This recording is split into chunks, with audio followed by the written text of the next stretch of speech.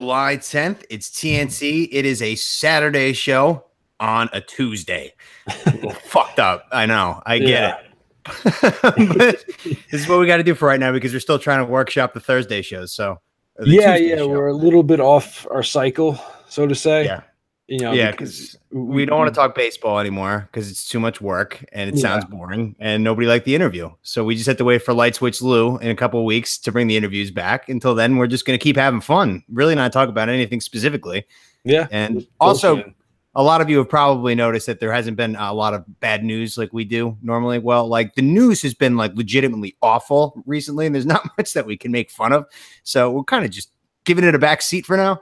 Yeah, we like to keep it light. We don't like to get too serious with the bad news. So it's like, like the kids stuck in the cave in Thailand. Like typically that'd be something that we do, but it's too covered and people care. They're too invested. Yeah, so. Are we going to talk about like families being separated? But that's not like we don't want to talk about that. Like there's a whole bunch of stuff going on. There's a whole bunch of badness. It's too bad. We'll just wait for another plane to go down. That's all. We need like a roller coaster accident where like only one person dies and a plane crash.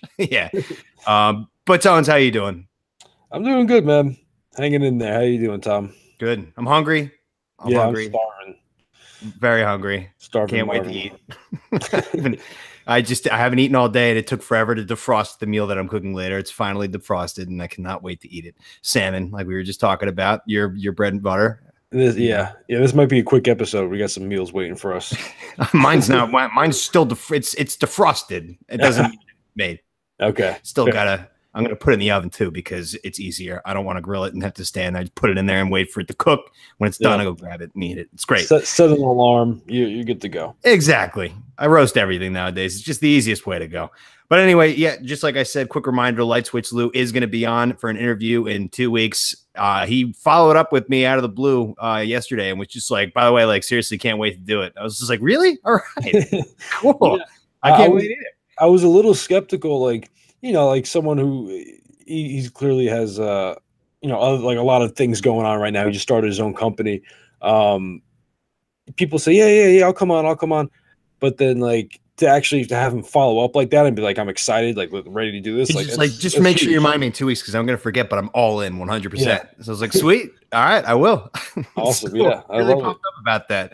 That should be a big deal. Yeah. I'm still working on finding you that blowjob. Thanks. Appreciate it. I don't know.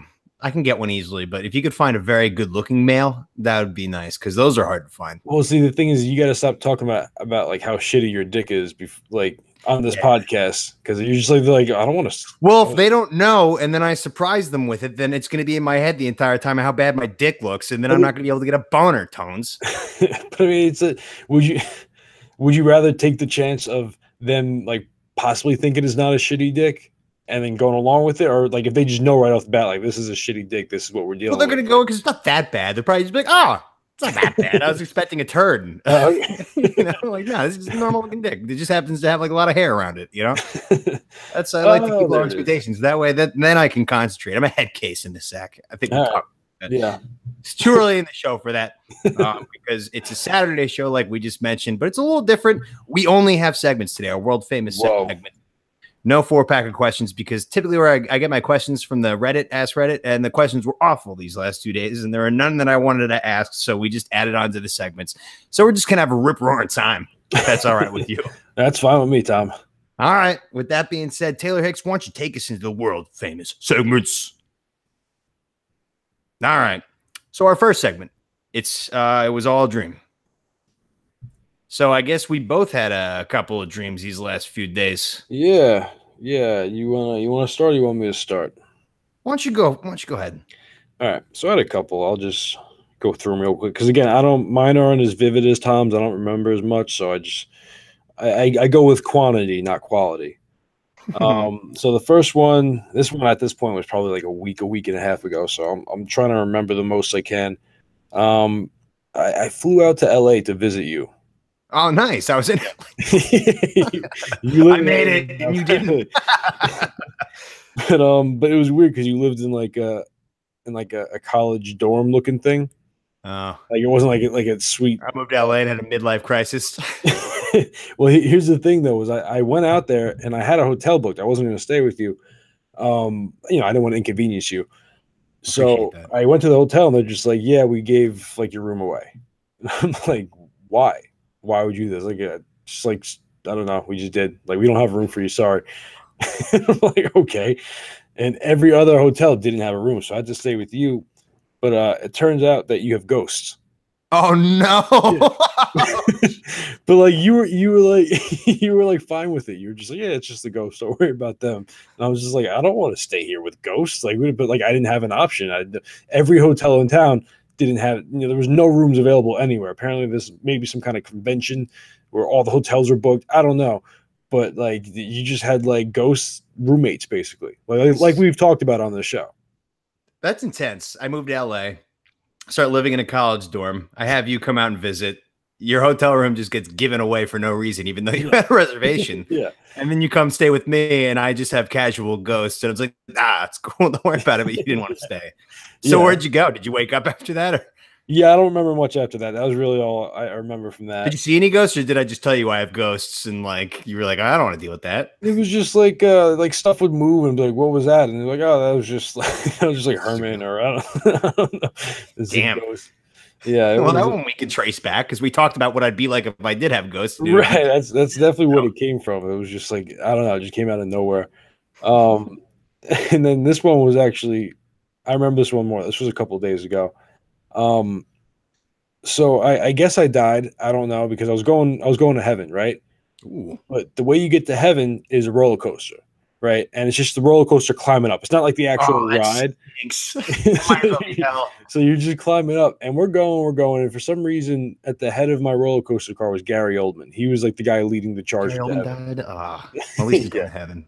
Yeah, it was like a young Gary Oldman, though. It was weird. It was, I don't know. So we're going up, and then eventually, you know, this is going on for like, I don't know, maybe an hour. And then we turn around and there's another car climbing behind us, like just as slow, but like right behind us. And there was a bunch of demons from hell trying to bring us back down.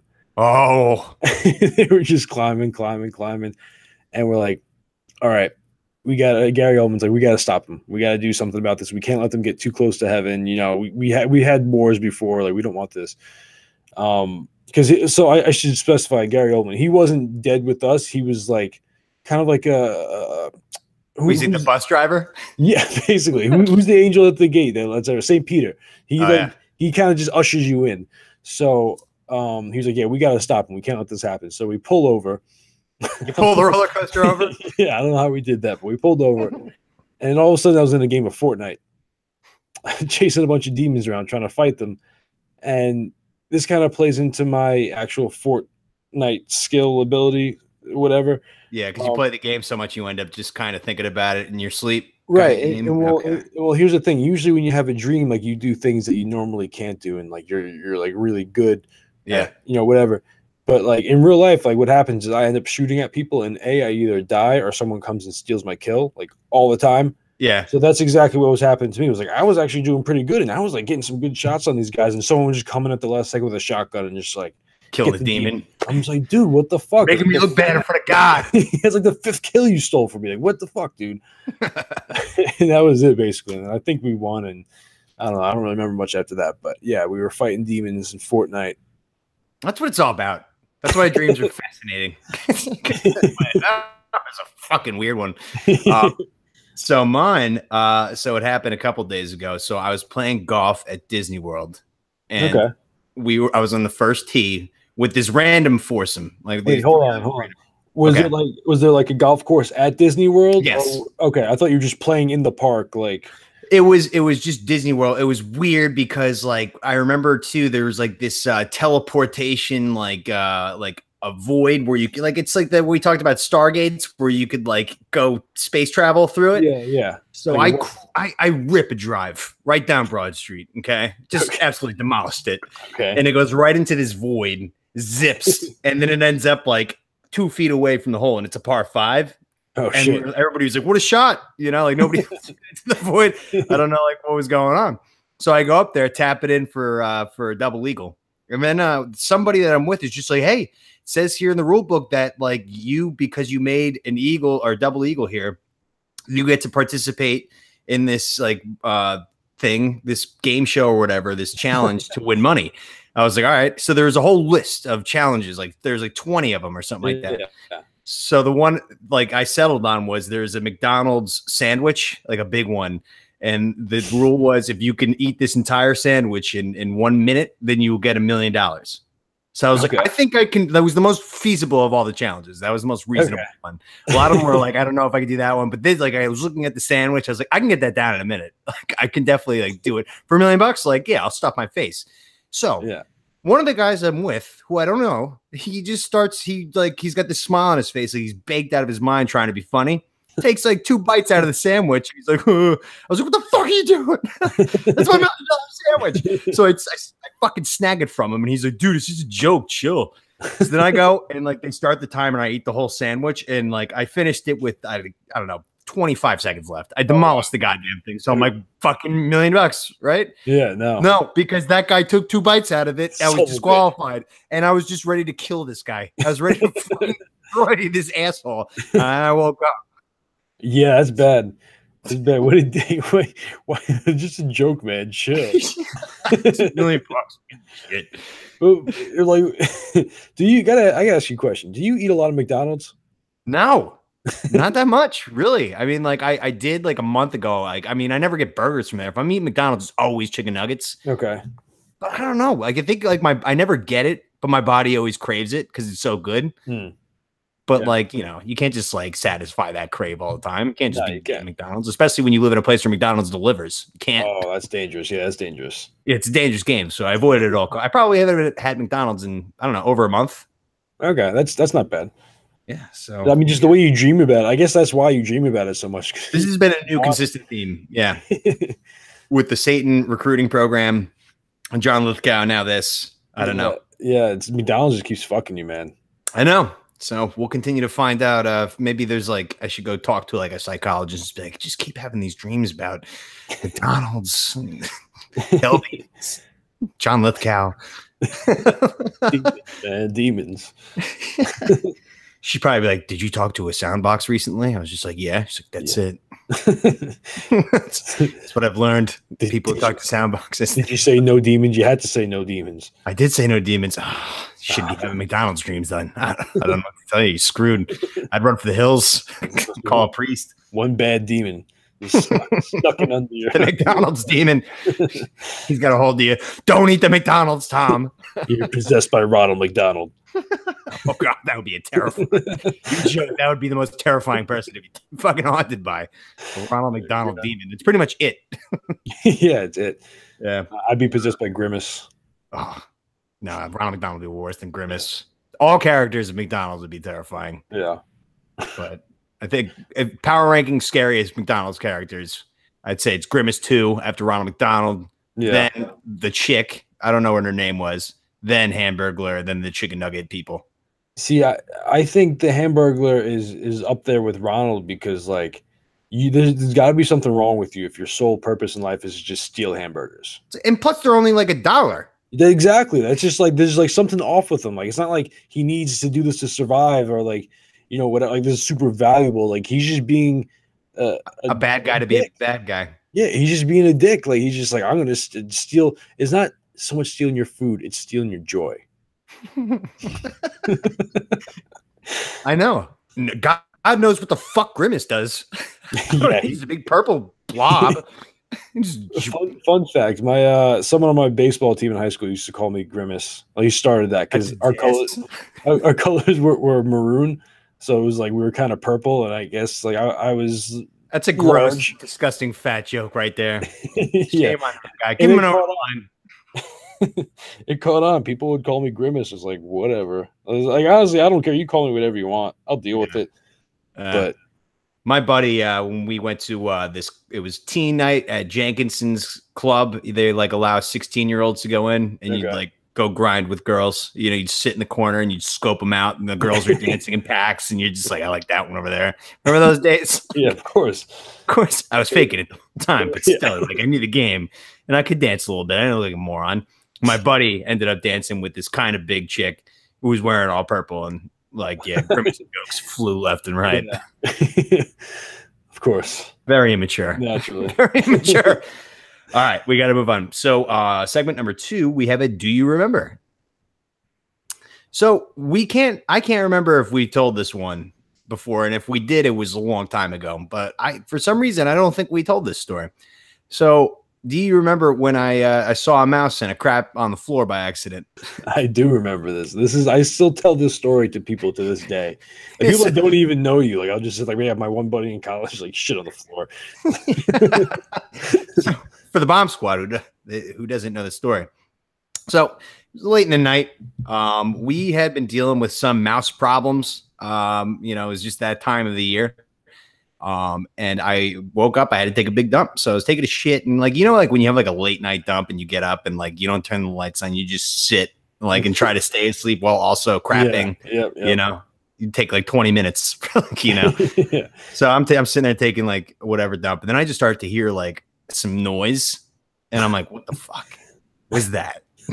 There should be no noise. It's in the depths of the night. So I flick on the lights, and that sucked. I was like, oh, no, I'm not going back. My pupils are shot open, like whatever. So I'm like, what the fuck was that sound? So I don't see anything. And to the right of me is a little trash bin stacked with tissues and stuff, because we're 4 dudes living in a house and we're all fucking disgusting, So it's a stack of trash basically, and it was all the way at the top bathroom, so nobody wanted to take that one out. It's pretty much just like a mountain of trash. Once it gets like a certain point, no one wants to touch it because it's gross, and it's just like, exactly. He's piling up. So I'm sitting there, I'm like, all right, whatever.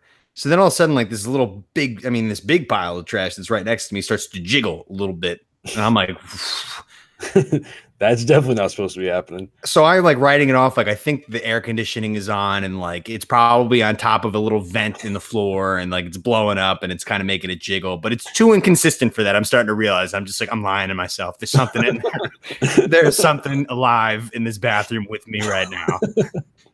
And I hope to God it's a ghost, because if it's not a ghost, it's a goddamn mouse. And I don't like mice. They freak the shit out of me. They move too quick and they spook me, That's why I have a cat. I hate cats, Tones. I hate them. But if you get a cat, you never see a mice again. You never see a mouse again. Yeah. Facts. The smell of them. But I'm sitting there. I'm like, all right, I got to wipe. Like if we got to get to the wiping process. So once I like go to reach over for the toilet paper to my left, fucking thing just shoots out of the trash can, not from behind it, like just jumps out. And I was like, God, it fucking just shot up off the toilet. Shit fell all over the floor. And this thing is like trying to get out underneath the crack of the door, and like it's too small, so he's just running into it and like sliding perpetually towards my feet, and I'm like spooking out more, and more poop is falling on the floor, and then he just fucking shot into the closet underneath the door and just disappeared. And I was like, fucking A! Like, the whole house is like, Jesus Christ. What are you doing? He's like, give me a minute. I shat on the floor. I gotta clean it up. Fucking mouse is in here. I had to go down on all fours to clean it up with toilet paper. I was terrified that the mouse is going to shoot back out again. God, that mouse haunted me. But yeah, so that was the Do You Remember? The classic. That story still gets me every time. Because it's so relatable. I'm sure most people would have like I had like a half a turd hanging out. Like I was prairie dogging when like I shot out. Like, how much shit was on the floor? The first blop was enough.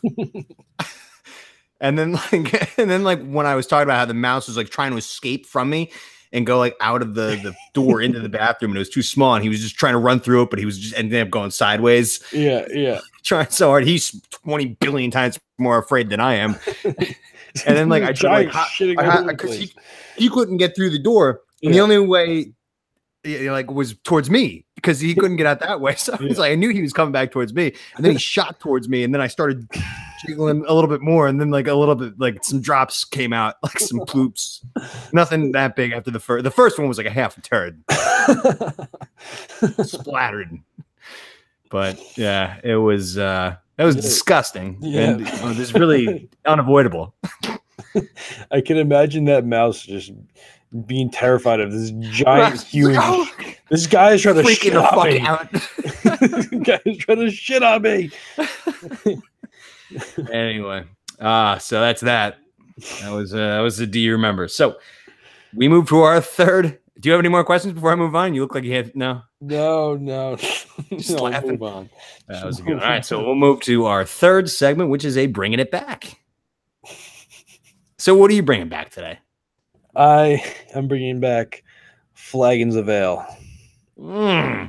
Order a flagon of ale. What's a flagon? How much is a flagon? Is it it's just like it's just a glass of beer. It's something big enough that you could slam down on the table and spill a lot of beer, but still have like enough beer to just drink and be satisfied. Gotcha. You know, it's like a boom, slam on the table, just a flagon of ale. Flagon of ale. Have you ever been to a German brew house and get a liter?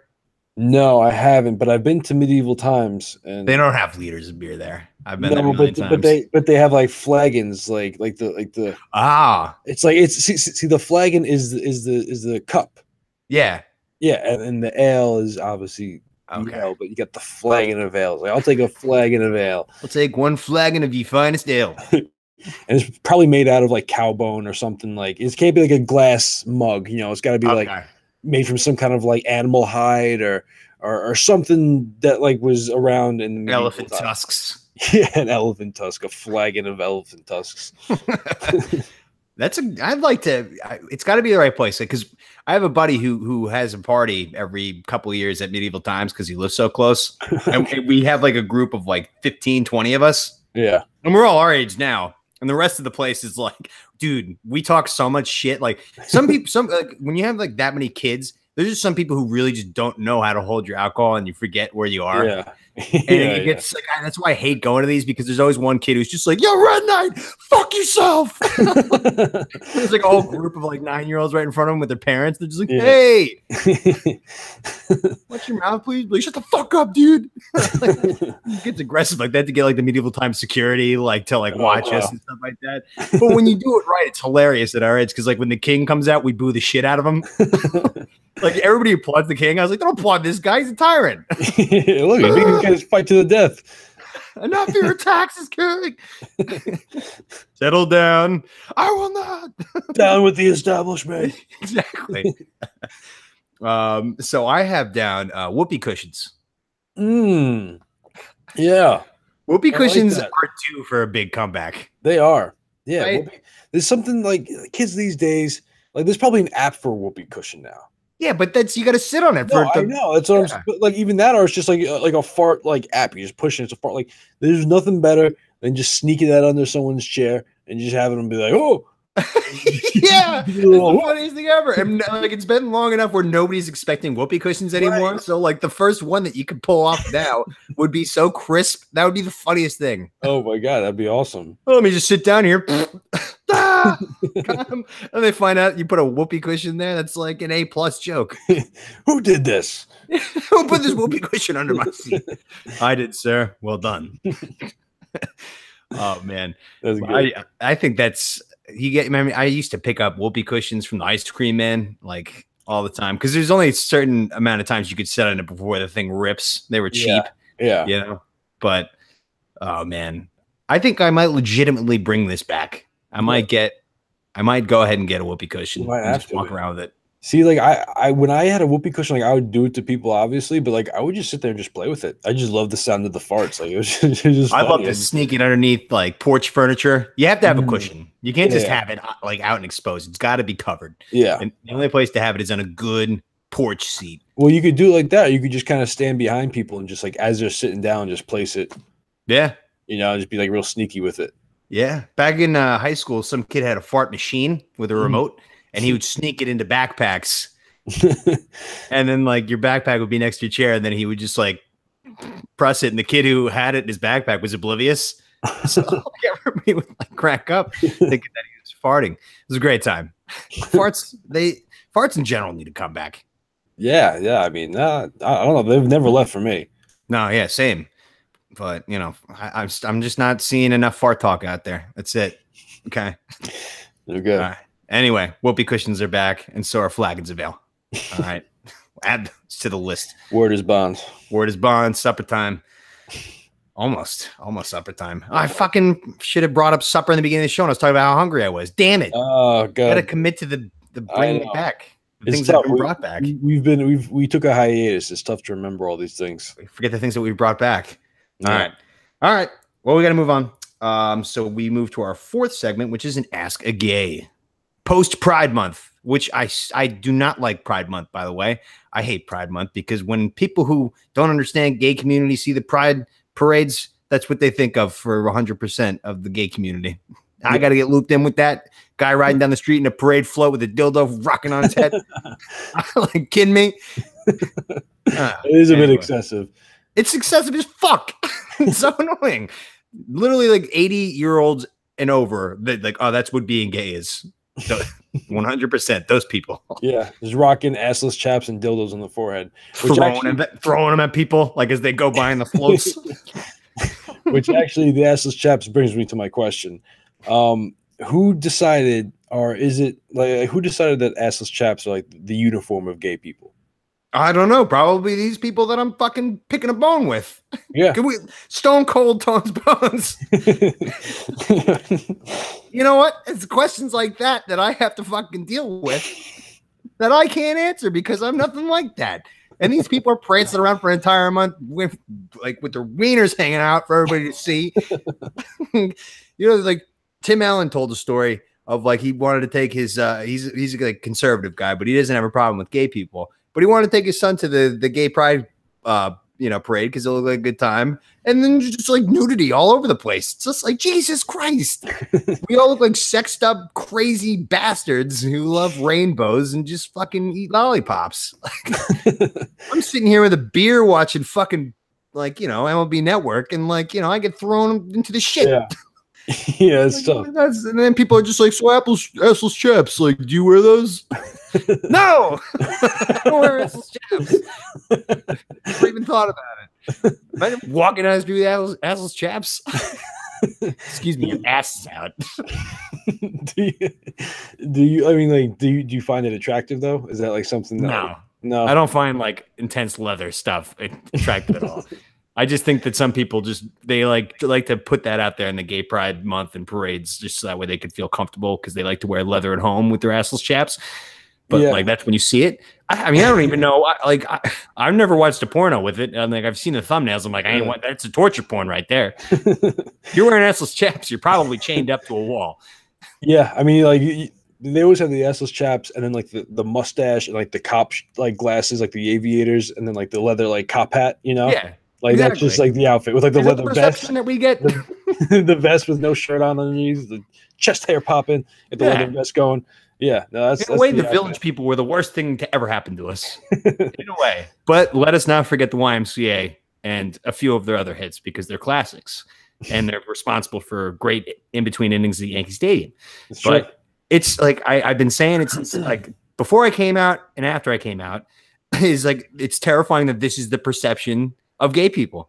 It's like on the news, like when they talk about gay people, it's like, oh, it's the Gay Pride Parade in New York City, and they're like do a little close-up glimpse of it. And it's just like these all ripped dudes dressed like firefighters, like just being gay as fuck. And it's just like, fuck, like this is why I don't want to come out, is because if I do, people are automatically gonna assume that I'm gonna start doing that tomorrow.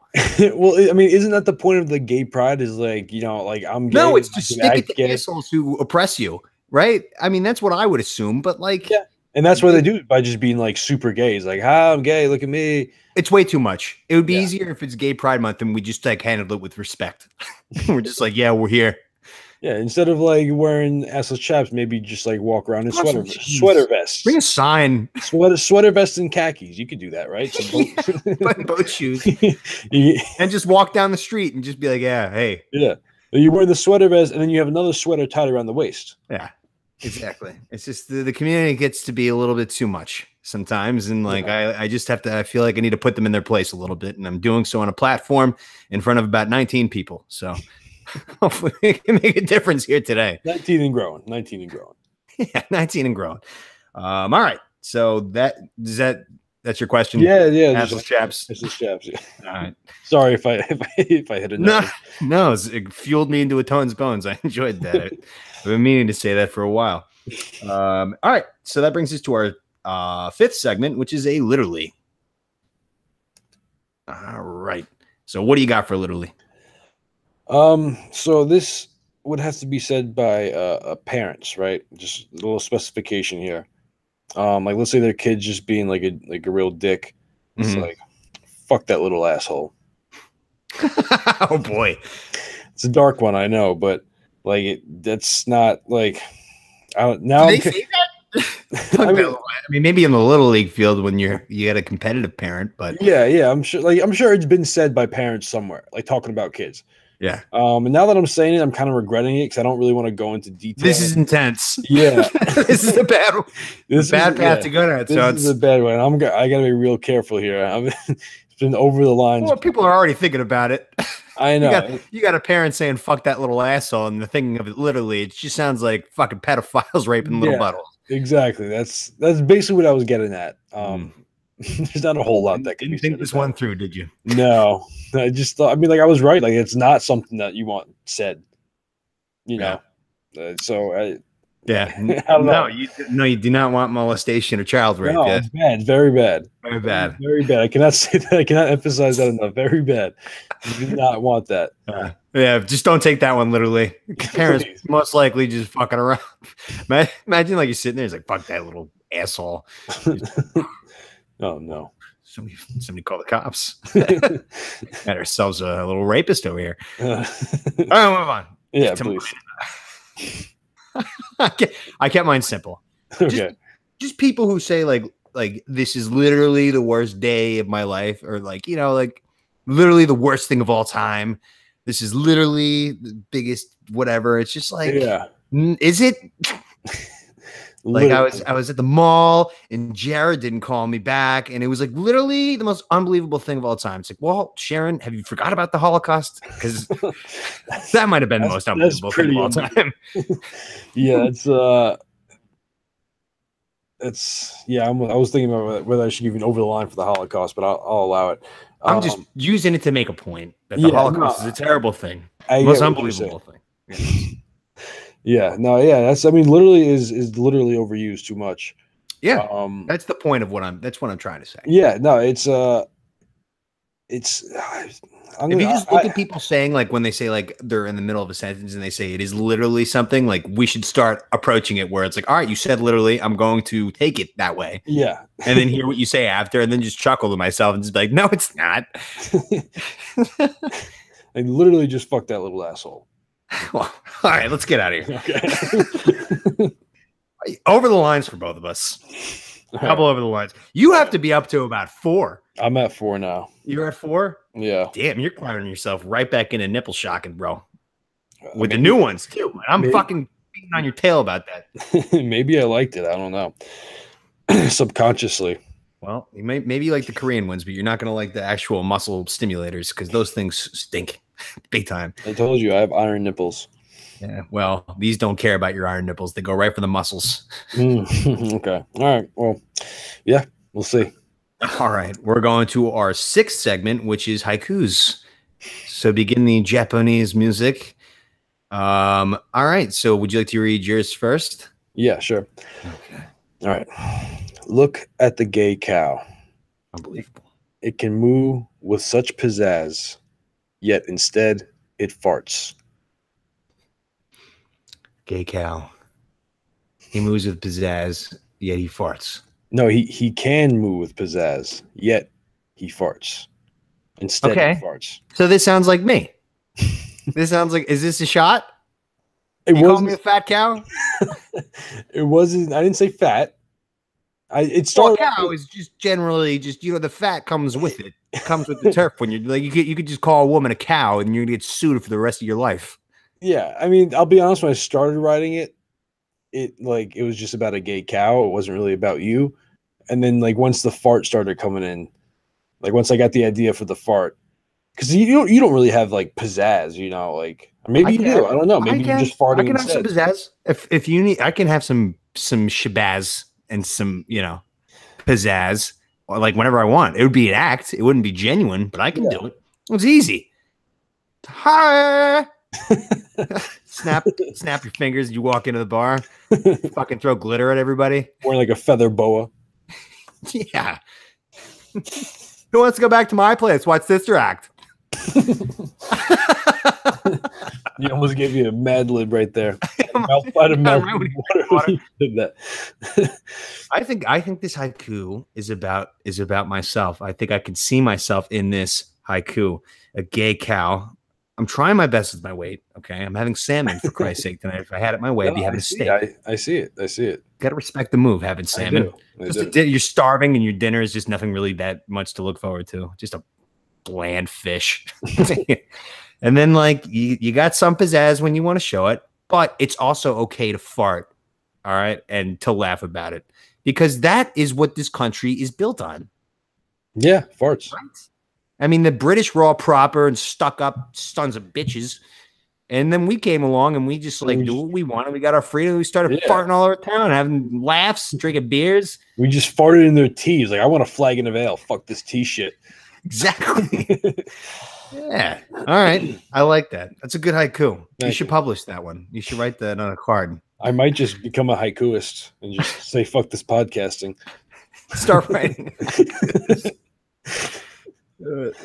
I think there's probably plenty of room for that. I don't know if there's any like real famous haiku because it's so easy. You can probably just, there's a gap in the market. Yeah. Well, the world needs a new haiku guy. All right, here's my haiku. Okay. How about some pizza? We should go to Red Lobster. We can't afford that. So it seems like someone's confused because they're saying, let's get pizza. And then they're offering to go to Red Lobster because you don't get pizza at Red Lobster. No. I don't think you do. No, I mean, they have the cheesy biscuits or whatever, but that's not the same. No, it doesn't count. But then it all comes back to what you said, we can't afford that. We can't afford that. Yes. So it's back to the pizza then. No. So wait, no, hold on. So I got it. I got it. Okay. So starts off, let's get some pizza. Right. But then they want to kind of taste the finer things in life. No, we've had pizza before. Let's go to Red Lobster. So I look at this as a conversation. Yes. Right. Not a person, not one person. So no, let's go to Red Lobster. And then the pizza guy can't afford that. That's it. That's it. Nail on the head. It's kind of the reverse of the American dream, if you will. Right. It's the American dream, but it's also at the same time the man kicking you in the nuts. Yeah, it's reaching for the American dream, and like you said, just getting kicked square in the dick. And the man is just like, "Who's gonna pay for it?" Not me. Not me. Not no way. Not no how. Exactly. Yep. You pretty much nailed it. I like that. I actually went into that haiku with a purpose. Okay. You crushed it. Actually, I wrote the syllables and it actually just was all a bunch of mumbling. And then like I looked at it, I was like, this sounds like a lot like me. That's exactly what happened with my haiku. I just started with a fat gay cow and then it turned out to be about me. Thanks a lot. Yep. All right. So that brings us to our 7th segment, which is a what's good. All right. So I had to listen to a classic, Real Slim Shady by Eminem. Yes. Okay.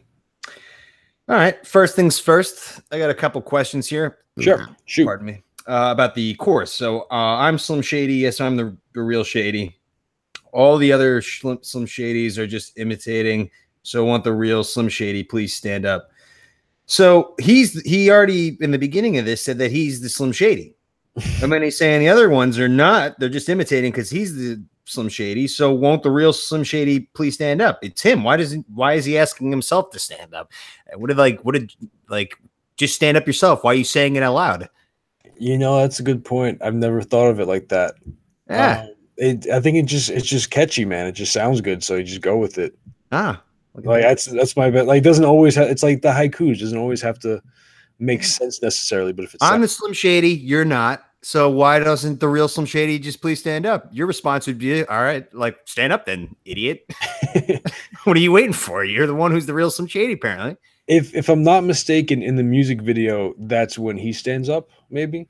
Yeah, I think he duplicates himself, I guess. But if you don't see the video, it doesn't play into the song. Yeah, I mean, and to be fair, this was at a time when music videos were like a big deal. Oh, I'm a big music video guy. You know that. I've seen that one. Right. He plays every character basically, right? Yeah. So it makes sense in the video. Yeah. Okay, so it didn't age well because music videos are dead. Yeah, exactly. That's what I'm saying. Like now, no one makes music videos. No one watches music videos.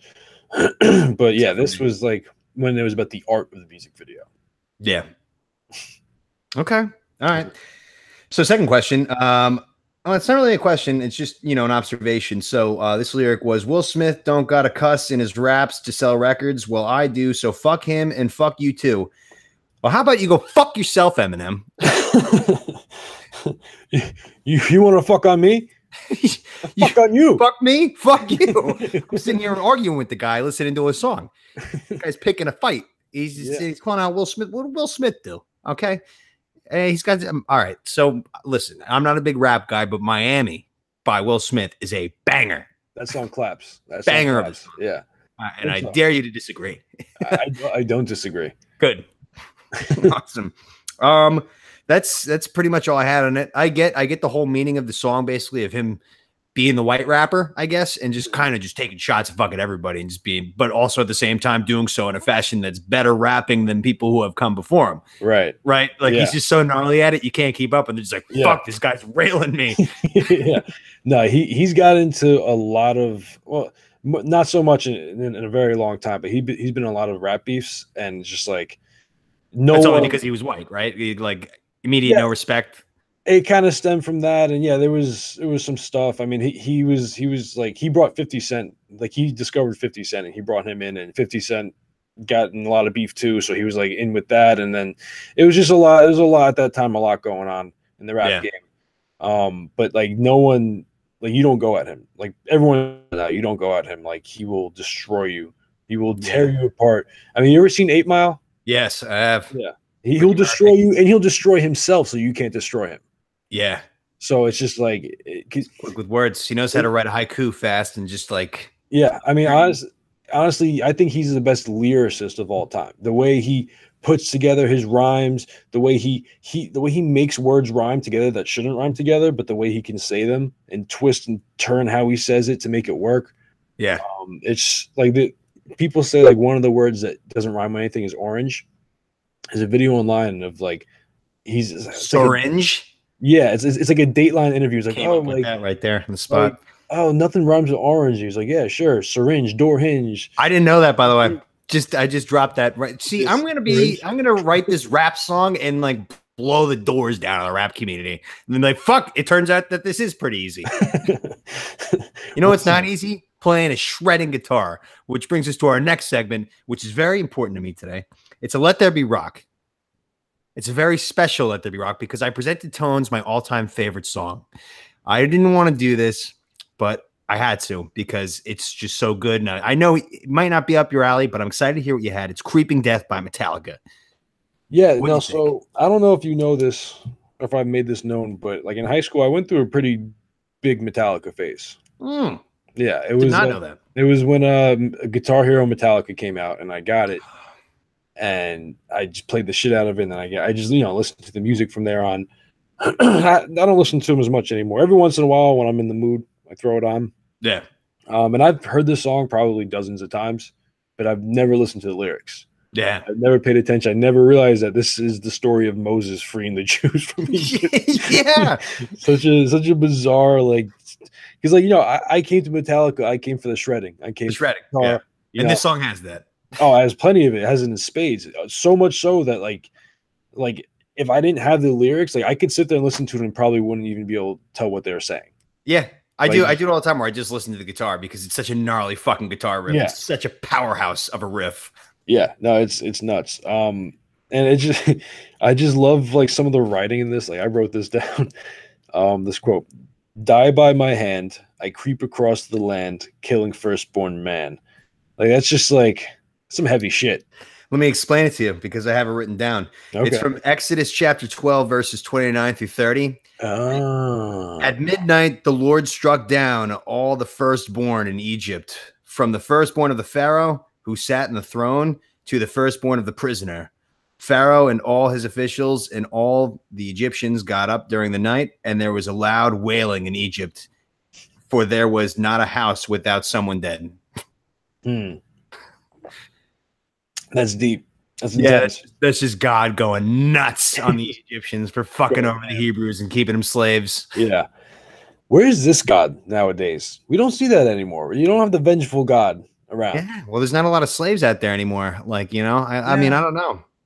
Yeah, but, I mean, there's not slaves, but there's still shit going on where, like, maybe not like kill everybody's firstborn son, but, you know, maybe just like, I don't know, just like kill this guy. He's being a dick. Something like The Leftovers, like the plot of that. Yeah, or something like that, you know. Maybe he's taking a break. I don't know. I mean, we have like an infinite timeline, I guess, for the planet. So he's just maybe like, you know, preparing his second coming. Yeah, I guess. Maybe. Possibly. I don't know. Probably never happened, to be honest. This is from the Old Testament, so it definitely never happened. None of the stuff in the Old Testament matters. Yeah, you didn't tell me these guys wandered the desert for 40 years. The Old Testament is there for fucking metal bands to make songs. Yeah, that's the thing is I never thought of this song or that story as like a metal story, you know, like just going across and just killing everybody. I never thought of it like that. And God, and with lightning bolts and everything. Yeah, and they do such a good job with that riff and the solos of just picturing a God coming through Egypt and throwing fucking lightning bolts at firstborn child and just killing everybody who needed to be killed. Like that song fucking rules. That's intense. Yeah, no, it's going, and the guitar is crazy in it. Yep. Now, you were saying that you didn't think Hendrix could play this guitar. No. Now, like who do you think is the best guitarist of all time? Me personally, for his sample size is tiny, but Randy Rhoads.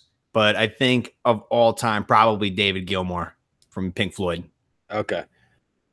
Because I mean, you were saying like, most of the guys, because they're 60s and 70s guys, and they had a different style. Like thrash metal is just really like the way Metallica does it. It's really fast and complex, and they could probably learn it, but like to keep it up consistently and not miss notes is something that's so hard to do. Yeah. Yeah, that's my thing. And like, you know, these guys used to be like, you know, alcoholic back in the day that they would just drink. I don't understand how you could be shit-faced and be on stage playing this. Well, they're playing like the alcohol out of their system because they're going so fucking fast, you know? I guess, but like when I'm drunk, I could barely walk down the stairs. I can only imagine having to shred this fucking guitar. Like my trying to get your fingers like in the right spots. Like it just goes to show how like it's automatic for him. Like it's just programmed. Yeah, muscle memory. And then they just because Hetfield is singing while he's playing that fucking riff, and it's just like 100 miles an hour. Like it's the most incredible thing to see live. So he's the one. He's like the guitarist. Yeah. Also, so he's the lead singer and the guitarist. So he's wailing and just fucking. For like 100 miles an hour for 8 minutes while singing that song. I just gained a lot more respect for him. He's my hero. My favorite person of all time. That's literally like everyone who wants to be in a band. That's literally like the dreams, like the lead guitarist, lead singer. Just literally what I've wanted to be James Hetfield since I could remember. Like I still have the dream of being him. I still sit here while I'm by myself on like if there's like nobody on PlayStation or there's nobody around, I will put on isolated Metallica Creeping Death and just pretend that I'm him playing in front of hundreds of thousands of people and just railing that song. Yeah. He's incredible. But I'm really happy that you like this song because it is my favorite song of all time. So that went well. Yes. Way to go, Creeping Death. All right. So that moves us to our 9th and final segment, which is a Stay Woke. So I'm just going to relax here and listen to this and determine whether or not I believe it or if it's hoopla. Before you even start, I've been really good with like calling out hoopla because it's very easy to believe you with these, and I just go through this madness where I'm going to end up next time you see me, I'm going to have like newspapers stapled to the wall with fucking rope going each one. Yeah, that's 9/11 killed Kennedy. Damn, that's a rabbit hole. That's a rabbit hole. All right, what do we got there? All right, have you ever heard of Bohemian Grove? No. Okay, so Bohemian Grove, it's a place out in the California forest among the redwoods, where the world's elite meet once a year for like a couple of days in the forest. in the forest. Private no housing. They like stand in the woods. No, like there's like cabins and stuff in there, but it's like in the middle of the forest. There's nothing around, no towns or anything. And so this part right here, before we even get any further, this is a fact. The world's elites get into the redwoods. Yes, and they yes. meet. This happens. Okay, it's a fact. Right, that is a fact. Start. What they do in the forest, we don't know. That's where the conspiracies come in. So, where am I at? Okay. So there's to start everything off, to like, kick off the I don't know if it's a couple days or a week. I should know this, but they do a ceremony called the cremation of care. And they all dress up in these fancy robes, these weird robes with these masks and stuff, and they gather around a 40-foot statue of a stone owl, right? And they wheel a casket in. Now, they say that the casket is symbolic, and they put their cares in the casket, and it's the cremation, cremation of care. So it gets rid of all the cares. They don't have any outside things bothering them. But one of the theories is that it dates back to an old pagan ritual of sacrifice to this god. I forgot the god's name. I didn't write it down. Let me stop you here real quick. So the world's elites is Joe Flacco at this thing? No, not Joe Flacco. It's like Aaron Rodgers. No. We're not. We're talking like businessmen, like billionaires. Is it all American businessmen or is it worldwide businessmen? I think there might be some guys from other countries, but mainly American. Okay. And because I know about the billionaire club that like they all meet up in New York City and do that thing, because that's always published. So I know like about this group of elites. I'm sure the guest lists are very similar, but this I think is a lot more people. Okay, so they're in the woods. They're bringing out caskets. Yeah, and they're burning them. They're burning them. And I mean, so this was. I mean, we've like known about this and heard about this for like a while.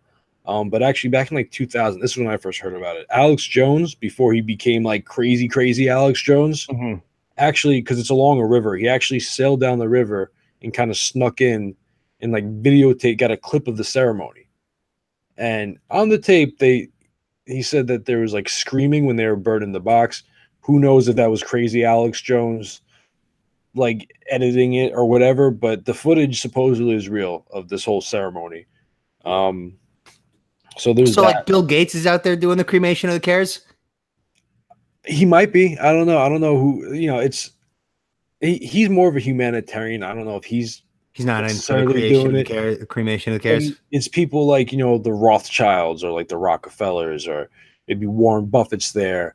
Fun fact: every Republican presidential candidate that has run for president since the 60s has been there before they got nominated to run for president. Okay. So there's a rule supposedly that they're not allowed to make business decisions there. It's supposed to be just like a retreat. But I mean, come on, you're in the middle of a forest. Let's say you run the oil industry in America, and then this person runs the train, the locomotive industry in America. Like, you're gonna be like talking business. Like, oh, listen, you got the trains, I got the oil. Let's make a deal. Yeah, I mean, that completely makes sense. They'd definitely be doing that. That's like an assumption. But why are we doing the cremation of cares? It's just because you're supposed to get rid of everything from the outside. I don't know. It's a whole. It's fucked up. You become a billionaire and then you have to join a cult. Yeah, and it's and stuff that has changed world. Like basically the history has happened there. I mean, it's a fact that the Manhattan Project was thought of in there. The Manhattan Project was the project that created the atomic bomb. Yeah, the Indianapolis, the movie I want to make. Yeah, exactly. So I mean, that's a fact. That's documented. Like they said, like after the war, I guess where the idea came from. Like, oh, it came from Bohemian Grove. So I mean, it's known that there's been global world altering decisions made here. And this is where it gets a little crazy. I don't know if this is. It's already out of Banana Town. So okay. Well, apparently they also run a male prostitution ring out of here. Okay. So I don't know if you're familiar with this person, but there was a gay porn star by the name of Chad Savage. I don't know if you know. Don't know. Okay. But apparently he claims that he worked at the Grove and that he was like he would come in and clean people's rooms and make their beds and do anything else that they needed of him. Okay. And this is my last thing I got, but someone at some kind of press conference was heckling Bill Clinton about Bohemian Grove. He goes, "Oh, that's where all those rich Republicans go and stand naked against those redwood trees, right?" So he just threw that out there. Like, I think he was just busting balls. He was busting balls, but like, there's always a little bit of truth in jest. Yeah. All right. Sort of deal. I don't know. Hey man, if you're gonna be a billionaire, you can go get naked in the woods. Oh no, yeah. There's nothing. It's still gonna bother me. Yeah, I don't care. Do whatever you want. Just don't bring my life into it by making world-altering decisions. Yeah. I'd almost rather it be a male prostitution ring. They just go there and just have gay sex. Like it would. It's probably that could be possible. Like I could see Mike Pence being at that thing all the time. Yeah, no, it's actually it's interesting. I don't know if you ever watched House of Cards, but one of the later seasons, Kevin Spacey goes there, like when he's trying to run for president to get like the support of key of key people that he needs. So it's just look how it turned out for him. Yeah, well, his character maybe that was kind of aligned. His character got elected. I don't know what happened to him there, but yeah. Well, I don't know what to make of it. I can't sit here and call it hoopla because it sounds like it's a fact that the China Grove or whatever exists. Bohemian. Think of Bohemian Rhapsody. Okay, Bohemian. Well, I'm thinking of China Grove by the Doobie Brothers, but that's why I'm confused. Bohemian Grove, Bohemian Rhapsody, and China Grove. It sounds like if it existed, it's in the middle of the woods. It's where the elites meet up. Anything is on the table. So I'm going to buy this one. Yeah. All right. Okay. I'm going to buy it. I'm not going to exactly flinch at my Republican registration yet, but I might flinch at it like coming up if I'll read into it a little bit more and see, hey, you guys going in the woods every year, like humping trees, burning caskets, cremation of cures? Well, what the fuck is that about? A little weird. Not going to lie. It's a little weird. Do we pay for that airplane out there? Probably. Probably. All right, cool. So that's interesting. I'm not going to deny it. I'm actually going to look more into it right after the show because the show is over. Tones, do you have any post-show thoughts? No. We'll be back soon with the movies. I got to watch what? Mad Max? Road Warrior? You got to watch Road Warrior. Mad Max Road Warrior. And I got to watch some whatever, probably Colin Farrell movie. Leon the Professional. Leon the Professional. Yeah. That's the one. Yeah, so we'll get those movies watched, or else you got to get electrocuted, and we'll figure out when we're recording next. But also make sure if you haven't yet, please, for the love of God, follow us on Twitter. We only have like 19 followers, not even. I think it's 17. Fucking follow us, please, and then we will continue to build this podcast as much as we can. So we will see you next time. Thanks for tuning in. We love you, Bomb Squad. Take it easy.